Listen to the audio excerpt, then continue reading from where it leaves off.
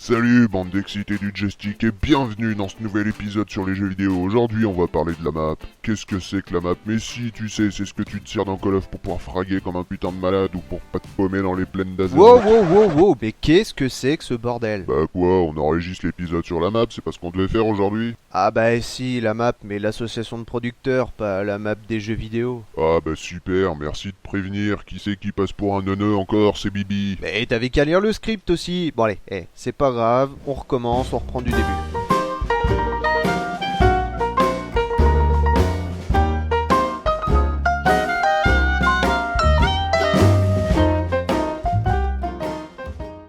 Salut bande de petits galopins et bienvenue dans ce premier épisode d'Agriculture. Aujourd'hui on va parler de la map et je sens déjà que vous frétillez d'impatience à l'idée de découvrir ce que ça peut être. T'en fais pas un peu trop là? Ouais, t'as peut-être raison. Alors qu'est-ce que c'est qu'Agriculture? Agriculture, c'est la chronique pour découvrir un petit peu tout ce qu'est le monde agricole. Parce que finalement, c'est un milieu qui est très mal connu et assez mal considéré de nos jours. Alors qu'il y a plein de choses à découvrir, il y a plein de formes d'agriculture, il y a plein de manières de produire et il y a également plein de manières de consommer et c'est ce qu'on va voir aujourd'hui. Bon d'accord, parfait. Mais alors, c'est quoi une AMAP? Eh ben c'est simple, une AMAP c'est une association pour le maintien d'une agriculture paysanne. Paysanne? Genre les bouseux et tout? Oh non mais sérieux quoi. Mais non, mais tu vois, c'est ce que je te disais, il y a beaucoup trop de préjugés.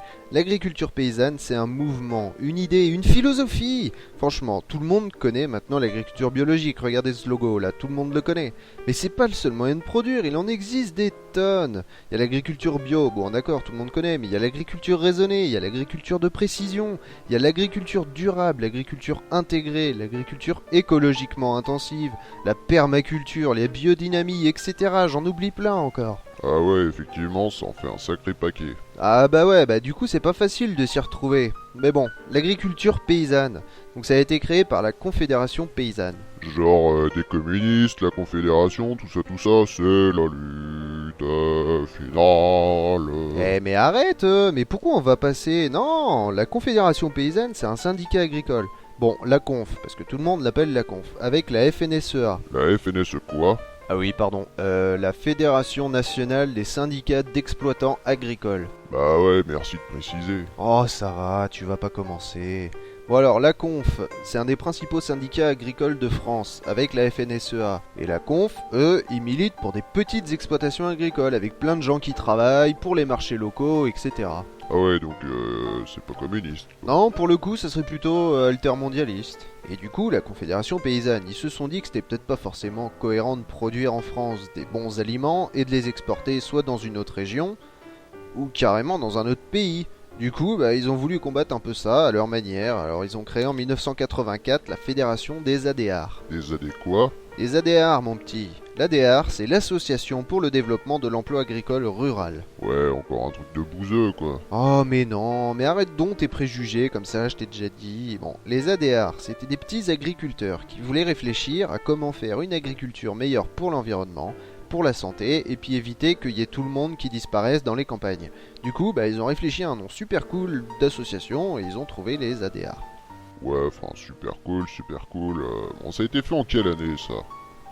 En 98, ils ont créé la charte de l'agriculture paysanne et du coup, c'est comme ça qu'ils ont fondé une nouvelle agriculture. Ouais, bon, ok, mais tu nous as pas dit ce que c'était, non? Parce que bon, c'est bien beau tout ça, mais parti comme t'es, tu vas parler pendant 10 minutes de tout et de rien, tu vas perdre les gens et au final, on n'aura pas parlé des AMAP. Et ça y est, monsieur s'énerve. Mais je m'énerve pas. Mais si tu t'énerves, tu t'es vexé parce que je t'ai pas laissé faire ton truc sur les jeux vidéo. Oh, mais non, mais c'est bon, lâche-moi avec ça, là. Bon alors, c'est quoi ton AMAP?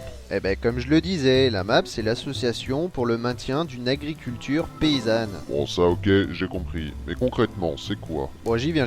En gros, la MAP c'est une nouvelle forme de consommation. C'est des producteurs qui rencontrent des consommateurs. En gros, l'initiative est née il y a peu plus de 50 ans au Japon. À l'époque, les gens de la ville ils s'inquiétaient des dérives de l'agriculture et des dangers de l'intensification.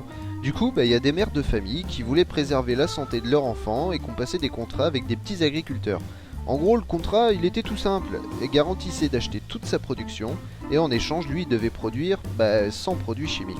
Mais c'est pas mal ça. Carrément, ouais, ils ont appelé ça les Teikei. Je crois que ça se dit comme ça, hein, mais en gros on peut le traduire par mettre un visage du paysan sur les aliments.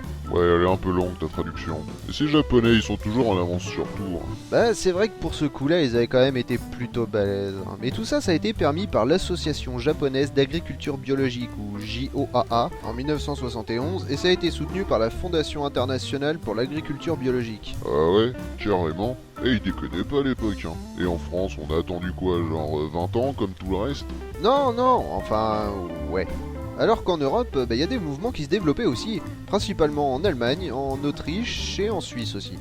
Puis ça rapidement, c'est parti vers les États-Unis et en 85, ils ont créé les Community Supported Agriculture, ou CSA. Et c'est à New York que ça a pris le plus parce que les gens se sont rendus compte que les pauvres galéraient un petit peu à trouver des bons produits à pas trop cher et que les agriculteurs disparaissaient à vue d'œil. Bon, d'accord, mais on avait le même souci en France, du coup, ça s'est fait quand? Eh pas avant 2000. 2000, mais t'es sérieux, ça fait 40 ans que les Chinois... Japonais.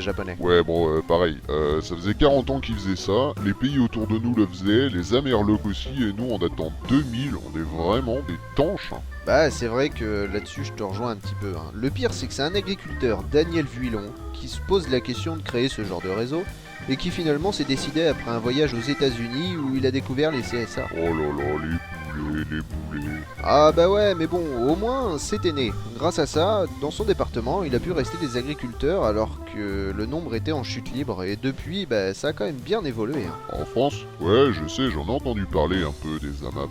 Mais partout même, pour citer quelques chiffres, il y a des démarches qui se développent partout sur le globe. En Europe du Nord, en Hongrie, au Ghana, en Australie, en Nouvelle-Zélande, etc. Au Japon, c'est presque devenu une généralité. Il y a un quart des personnes qui participent à un Teikei.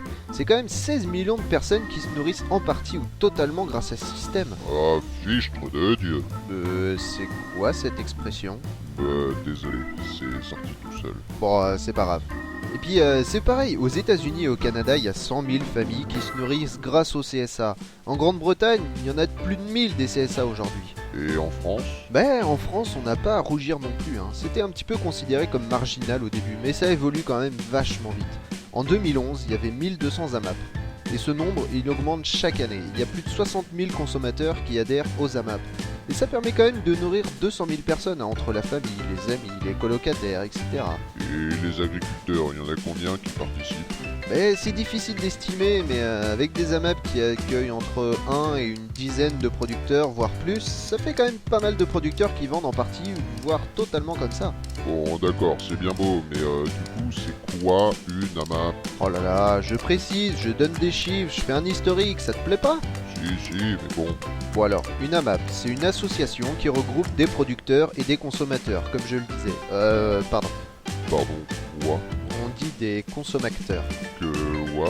Ouais, ils tiennent vachement à ce terme. Pour eux, un consommateur, il fait pas qu'acheter, il agit au quotidien. Tout ce qu'il achète, tous ses comportements, finalement ça conditionne un petit peu tout. Du coup, ils appellent ça des consommateurs. Ah, ok. Donc ouais, il y a les deux. La base, c'est qu'il y a un contrat qui est fait entre le producteur et le consommateur, un petit peu comme les Teikei. Le consommateur, il s'engage à acheter régulièrement un panier de produits, alors c'est un panier de légumes, une caissette de viande, Cassette. une caissette triple andouille, une caisse avec de la viande, des morceaux de viande. Ok. Enfin bon, t'as compris quoi.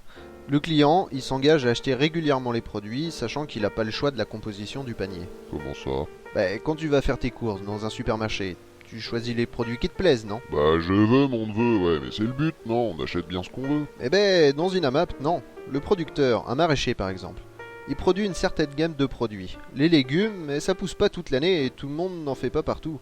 Du coup, il fait un panier avec ce qu'il produit et le garnit chaque semaine avec ce qui est mûr. Ah ouais, d'accord, donc pas de tomates en hiver, quoi. Ah non, du coup, alors faut aller au supermarché. Et c'est super nul comme système. Mais non, c'est justement là tout l'intérêt. Parce que les produits, ils sont frais, ils sont cueillis le jour même ou la veille. Et ils sont bons car de saison. Pas besoin de résister au transport ou au conditionnement.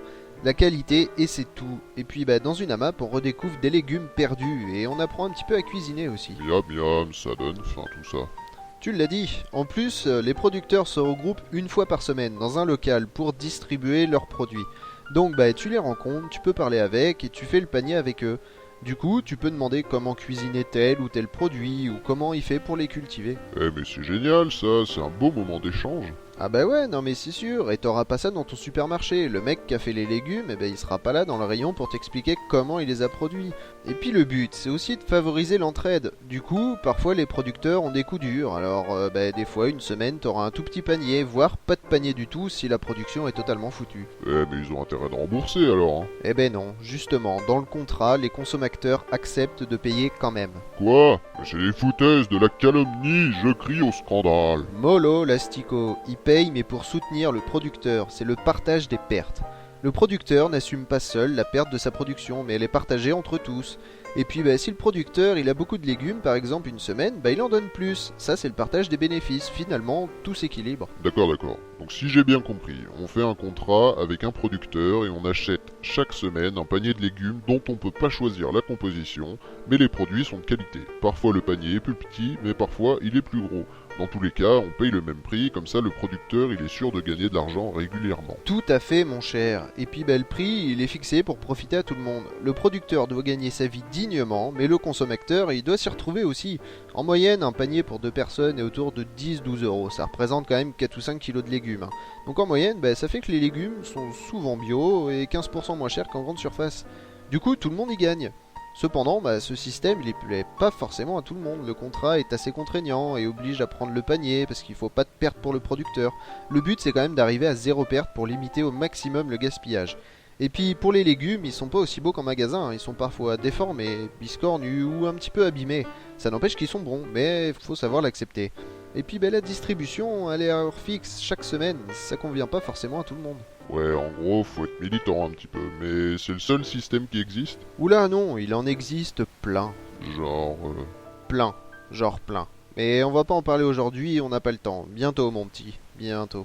Cool, merci pour toutes ces infos. Mais au fait, des AMAP, on en trouve où? Mais je te l'ai dit, il y en a au moins 1200, il y en a dans tous les départements. J'ai mis en lien de la vidéo une carte interactive où tu pourras trouver forcément une AMAP proche de chez toi. Génial, sur la map. Vivement qu'on aborde un autre sujet quand même. Mais d'ailleurs, les gens, ils en pensent quoi de la map? Mais je sais pas moi, il y a qu'à leur demander. Ah ouais, bonne idée. Bah vous, oui, toi là, toi, l'internaute qui regarde cette vidéo, t'en penses quoi toi? Eh t'es super agressif comme mec. Non. Si, je t'assure.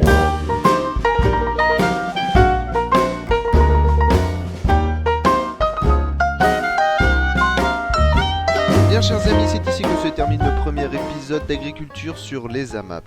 Comme vous l'aurez compris, il y a pas mal de questions qui se sont posées durant cet épisode et ne vous inquiétez pas, nous y répondrons. C'était un petit peu une introduction à la rubrique, donc si vous avez déjà des questions, n'hésitez pas à les poser dans les commentaires. Oui, voilà, et puis donnez votre avis sur est-ce qu'il faut manger local ou pas, est-ce que c'est bien, qu'est-ce que vous en pensez? Ouais, et puis si tu fais partie d'une AMAP, n'hésite pas à venir en parler à tous les gens qui en connaissent pas dans les commentaires, voilà, c'est le moment d'en débattre.